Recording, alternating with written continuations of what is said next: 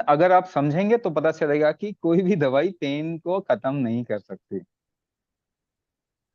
थोड़े समय के लिए आपको नंब बना सकती है, यानी कि आपको, जिसे कहेंगे ना कि अ, आपके शरीर में सेंसिटिविटी खत्म हो जाए, यही काम कर सकती।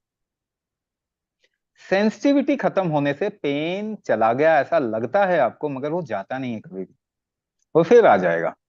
तो पेन का प्रॉब्लम क्या है, ये अगर समझेंगे तो पेन आपके शरीर में जा सकता है, कम हो सकता है। कहीं भी शरीर में रुकावट होती है तो वहां पेन होगा।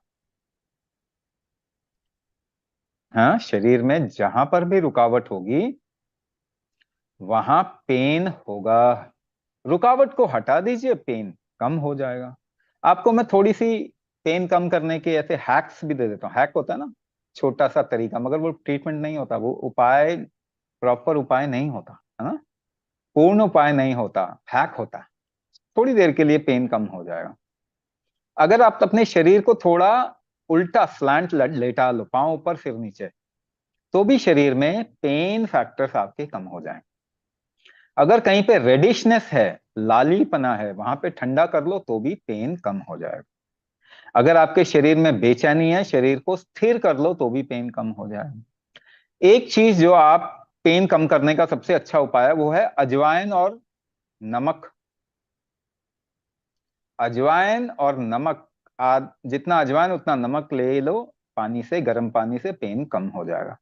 सिंपल गर्म पानी, बहुत गर्म पानी अगर चाय की तरह पियेंगे ना, चाय की तरह चुस्की ले लेके, ऐसा दिन में 4-5 बार 6 बार करेंगे तो भी शरीर में पेन कम हो जाता है।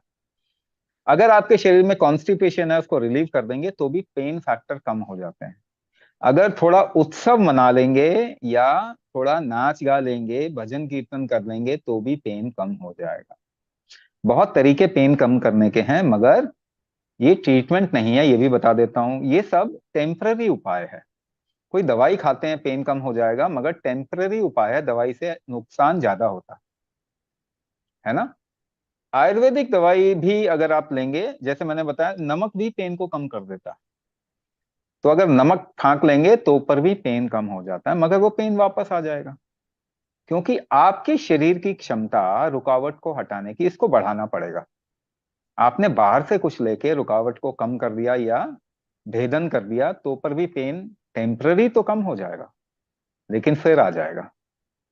अच्छा, कोई भी चीज बहती कैसे, जैसे मैंने बताया, फ्लो कैसे होती है, प्रेशर में फ्लो होता है। आपके शरीर का प्रेशर इकोसिस्टम ठीक है तो पेन आने के चांस कम होंगे, या पेन आएगा तो वो अपने आप ही ठीक है, आपको दवाई लेने की भी जरूरत नहीं पड़ेगी। ठीक है, ऐसे कुंभक अगर आप करते रहेंगे, जैसे कि पिछले 15 साल से तो मैंने कोई मेडिसिन लिया नहीं।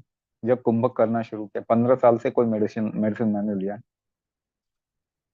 तो ये हो सकता है, सबकी लाइफ में हो सकता है, और खास करके उनकी लाइफ में ही हो सकता है जो बहुत खराब स्थिति से गुजरे हैं। जैसे कि मेरे शरीर के साथ में बहुत खराब स्थिति से गुजरने के बाद भी आज जो है, अगर मैं जिंदा भी हूं तो कुंभक की वजह से हूं, क्योंकि मेरे शरीर की हर एक हड्डी टूटी हुई है और मेरे शरीर में कोई पेन फैक्टर एज सच अभी कुछ है नहीं। अभी कोई पेन नहीं होता, मैं कोई दवाई नहीं लेता।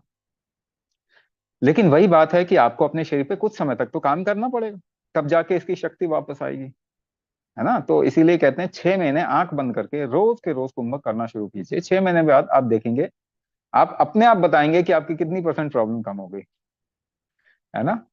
तो पेन रुकावट है, ये आप समझिए पहले, पेन रुकावट है। अच्छा, इसके साथ में एक और बात मैं बता देता हूँ। पेन किलर की वजह से जनरेशन टू जनरेशन कैंसर हमेशा बढ़ेगा। क्योंकि जो आप पेन किलर खाते हो ना, चाहे वो paracetamol, diclofenac, aceclofenac, nimesulide, ibuprofen, steroid, इस तरीके की कोई भी चीज आप जो खाते हैं, वो प्रोस्टाग्लैंडिन इनहिबिटर है। यानी आपके शरीर के ग्रोथ फैक्टर को बिगाड़ता है। ग्रोथ फैक्टर बिगड़ेगा तो कैंसर आएगा, चाहे इस जनरेशन में आए, चाहे अगली, चाहे तीसरी में। 2-3 जनरेशन के बाद तो कैंसर खूब बढ़ेगा ही बढ़ेगा।